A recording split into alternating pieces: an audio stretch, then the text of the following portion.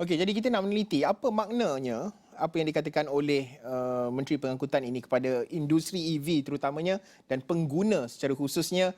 Hazri Samsuri, Penganalisis Industri Pemotoran bersama dengan saya menerusi Google Meet pada ketika ini. Hazri, mungkin reaksi ataupun pandangan awal Hazri melihat apa yang dinyatakan oleh Menteri Pengangkutan, kerana kata kuncinya di sini adalah lebih kompetitif. Mungkin apa andaian dan juga jangkaan melihat kepada LKM ataupun cukai jalan yang baru untuk EV ini? Pada pendapat saya, nombor satu, Alhamdulillah lah akhirnya segala kekusutan pemilik EV lega, so that kita boleh terus ke hadapan, move forward. Pada awalnya memang kebanyakan negara memberikan pelepasan cukai jalan untuk kenderaan yang tidak menghasilkan pencemaran asap. Tapi kita dah lepas dah benda tu sekarang ni.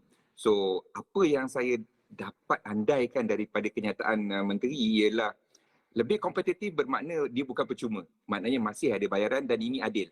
So pada pendapat saya dia akan juga bergantung kepada genre kenderaan elektrik itu sendiri dan juga prestasi penghasilan tenaga ataupun horsepower yang akan dihasilkan oleh kenderaan itu. So memang kita kena, dia punya prinsip dia ialah kereta yang untuk orang kaya sepatutnya bayaran dia lebih daripada kereta untuk marhain. So saya rasa kereta yang EV yang ada banyak performance prestasi yang tinggi tu, saya kira dia akan membayar cukai jalan lebih tinggi daripada EV-EV yang biasa-biasa. Cuma saya harap dia tidak terlampau tinggi kerana kita masih lagi dalam proses transformasi, transition daripada enjin biasa ICE ke EV. So EV tu sepatutnya jauh lebih murah untuk dimiliki dan diselenggara berbanding dengan enjin biasa lah. Itu pendapat saya. Ya. Hazri, penting juga untuk kita lihat berkenaan dengan sebagai contoh bagaimana ianya memberi impak lah kepada ekosistem permotoran, terutamanya dalam isu pengeluaran EV dan juga nak seolah-olah nanti akan ada pengkelasan lah. Maksudnya mungkin harga EV yang mungkin 100,000 ke bawah akan lebih laris kerana cukai jalannya lebih murah. Adakah itu yang mungkin akan berlaku selepas ini kalau kita lihat pengkelasannya mengikut dari segi kapasiti dan juga keupayaan harga sesebuah EV itu? Pandangan Hazri. Memang betul pun, memang ada pun, tetapi selalunya kalau kenderaan yang entry level dia tidak akan menghasilkan kuasa kuda yang tinggi. So cukai jalan dia pun rendah. Macam apa yang kita ada sekarang lah. Dia tidak boleh ada perubahan yang terlampau banyak daripada sekarang. Sebab itu akan menjadi satu kejutan. Tetapi yang mengejutkan saya sebenarnya ialah akhirnya Malaysia menghasilkan ataupun menyuarakan keinginan mereka, negara ini untuk to move forward, which means that they want to plan. They plan ahead. So dia tak adalah kejutan. So sekarang ni menteri dah cakap by 2025 kita akan ada sekian ni. So syarikat kenderaan, syarikat otomotif akan ada lebih peluang, ada masa untuk membuat perancangan mereka. So saya harap mereka, kerajaan Malaysia akan ada perancangan masa depan yang lebih panjang. Next 10 years contohnya. Ya. Hazri, penting juga untuk kita lihat. Ya, Hazri, mungkin kalau kita nak meneliti berkenaan dengan sebagai contoh negara lain lah yang boleh kita jadi rujukan dan juga apa yang telah pun dilaksanakan di negara-negara luar. Mungkin Hazri ada pandangan berkenaan dengan perkara ini kerana ada yang saya difahamkan mungkin dari segi bayaran setiap 5 tahun, ada yang nak kena renew setiap setahun. Pandangan Hazri? Okey, ini low hanging fruit lah sebenarnya untuk Kementerian Pengangkutan. Dia bukannya macam nak introduce subsidi berdasarkan pendapat subsidi bahan api. Yang itu memang tak ada dibuat oleh mana-mana negara. So yang road tax ni, cukai jalan ni, banyak negara yang buat. So even negara jiran kita pun buat.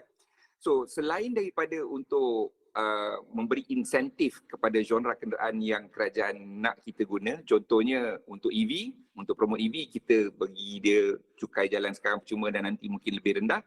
Tetapi ada juga cukai jalan yang sedikit, bukan unik, tetapi digunakan oleh pihak-pihak kerajaan untuk memastikan kenderaan itu sesuai ataupun layak digunakan di atas jalan raya. So Indonesia contohnya setiap 5 tahun mereka sepatutnya menghantar kenderaan mereka ke JPJ diorang tu untuk diperiksa sama ada wujud atau tidak kenderaan ini dan masih boleh digunakan di atas jalan raya atau tidak. Dan banyak sebenarnya negara-negara maju juga yang membuat sesuatu yang sama, even Singapore pun buat. So kita mungkin kita boleh hala ke situ di mana kita ada dua jenis cukai jalan, satu yang dibayar tahunan dan satu dibayar dalam semasa 4 ataupun 5 tahun. Ini memang penting sebabnya kita dalam kita nak buat perancangan mobiliti negara, kita kena perlu tahu berapa jumlah kenderaan yang ada di atas jalan raya.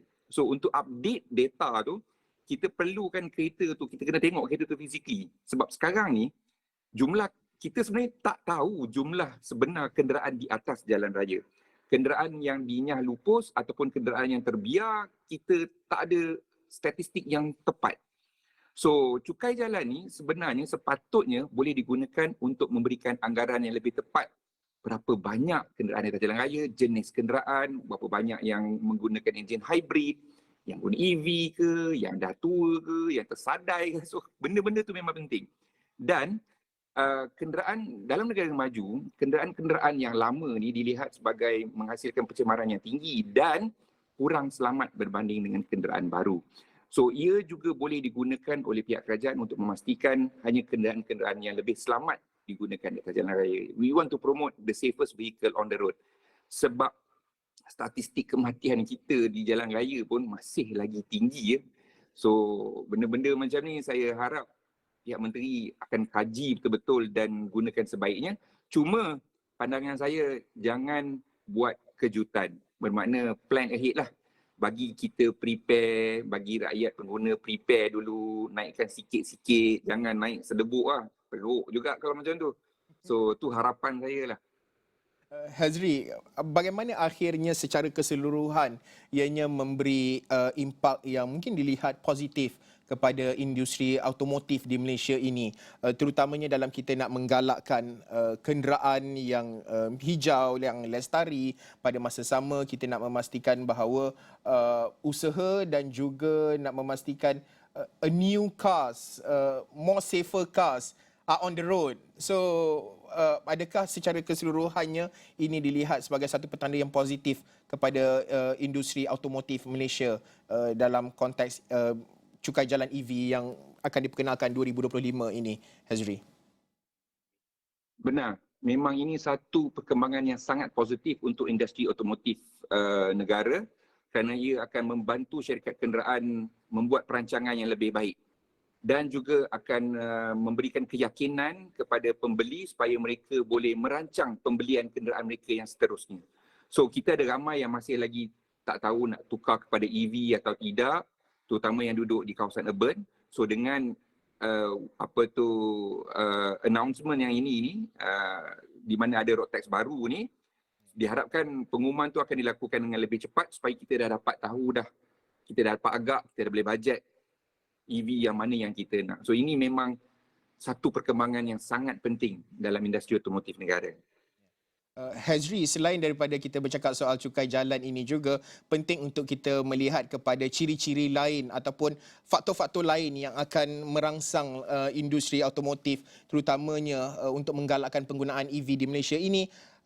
Pandangan Hazri melihat kepada sebagai contoh dari segi infra, fasiliti, adakah ini perlu berjalan seiring kerana cukai jalan ini kita dah tahu cut off-nya 2025, tetapi lain-lain ini infra, mungkin ada kawasan-kawasan yang mungkin lebih strategik, charging station, fast charging station, kerjasama dengan syarikat-syarikat petroleum sebagainya, nak stesen-stesen minyak, nak ada banyak lagi tempat-tempat pengecasan. Pandangan Hazri melihat kepada perkara ini. Okey. Perlu ingat, kita sekarang ni cuba nak mengubah satu ekosistem yang usianya hampir 100 tahun, iaitu kenderaan menggunakan enjin. So dia akan mengambil sedikit masa, tetapi boleh dilakukan. Even to be fair, dekat Eropah dengan US pun, apa yang kita nampak kat social media tu memang nampak best. Tapi kalau kita pergi ke sana pun, EV memang digunakan lebih di kawasan bandar dan mereka jarang jalan jauh kerana kekurangan fasiliti. So ini satu benda yang satu dunia memang alamilah. Dan ingin saya remindkan kita semua, dalam tahun 2015 kita dah ada dah lagi public charger ni, kita sudah ada public charger bawah Charge EV Green Tech, dan masa tu juga saya ingat lagi dia orang announce by 2020 kita akan ada 25,000 charging station. So obviously memang tak jadi lagi benda tu. Tetapi kita Malaysia sebenarnya sudah lama orang kata apa bertapak di dalam dunia EV ini, which means that we have more experience. Kita ada lebih banyak pengalaman berbanding dengan negara jiran. Tetapi sayangnya kita kurang nak gunakan pengalaman-pengalaman itu. Pada pendapat saya, kita Malaysia memang cepat dalam adaptasi teknologi baru, tetapi end game dia tu kita tak berapa nampak. Macam sekarang ini pun, selagi harga bahan api kita rendah, harga petrol, harga diesel rendah, sukar untuk orang bertukar kepada EV. Dan kalau dah ramai tukar kepada EV pun, tenaga elektrik kita pun masih lagi disubsidikan dan ya ada banyak lagi kekangan. Cuma saya ingin ingatkan kepada mereka yang tak faham ataupun tak mahu bertukar kepada EV atau yang sentiasa ingat EV ni tak betul. Bayangkan kenderaan kebanyakannya berada di kawasan urban dan kita tinggal di kawasan urban. So kenderaan-kenderaan di sekeliling kita ini akan menghasilkan banyak asap. So sekiranya kenderaan di persekitaran kita tidak menggunakan enjin dan menggunakan EV, so udara di kawasan perumahan kita lebih segar dan pencemaran hanya berlaku di loji-loji tenaga sahaja. So that is one good point that kita kena ingat. Dan EV ini juga mempunyai kebolehan AI, bermakna ia mampu dikawal dan dia mempunyai tahap keselamatan yang lebih tinggi. So kalau kita nak jual EV juga, sepatutnya kita kena hasilkan komponen-komponen. So kita memang tak dapat untuk hasilkan bateri kerana kita tidak ada bahannya. Tetapi daripada segi lain, contohnya komponen electronics, dan kita memang sangat hebat dalam dunia electronics, microchip kita apa semua tu, dan juga elektrik motor. So kalau kita nak kaitkan EV dengan industri otomotif, kita memang tak akan boleh untuk import, sentiasa nak import masuk sahaja. Ini tidak baik untuk industri kita. Kita kena menjadi salah satu daripada player dia juga dalam menghasilkan komponen ataupun pelbagai lagi. In fact, saya rasa ASEAN sebagai satu unit perlu mengawal pembangunan EV ini. Kita satu ASEAN tidak boleh hanya mengimport sahaja. Kita kena jaga pasaran kita. Sebab EV ni sebenarnya lebih mudah untuk dibina berbanding dengan kenderaan berenjin. So bila lebih mudah, sepatutnya kita boleh kawal pasaran ini. Kita tak boleh main import saja semua benda. Yang itu yang saya risau. Kerana nanti industri otomotif kita akan lumpuh seperti apa yang terjadi pada Australia. Dia import everything. Dia import 100% dan kilang-kilang mereka, kilang otomotif mereka semuanya tutup. Jenama nasional mereka pun dah tak ada. So benda-benda macam ni kita kena hati-hati jugalah. Hazri, sudah tentu pandangan dan juga input Hazri ini amat bermakna dan juga mungkin akan memberi impak yang besar juga kepada industri otomotif, dan sudah tentu rakyat juga ingin melihat satu perubahan yang besar, dan segala inisiatif ini bukan hanya terletak di bahu kerajaan tetapi pelbagai pihak sebenarnya, corporate agency, GLC, GLIC juga boleh terlibat secara langsung dalam menggalakkan memangkin industri EV di Malaysia ini. Terima kasih Hazri Samsuri yang merupakan penganalisis industri pemotoran, dan segala maklumat lanjut dan juga perbincangan ini akan kami muat naik di laman sosial astroawani.com dan juga di semua platform kami. Okey.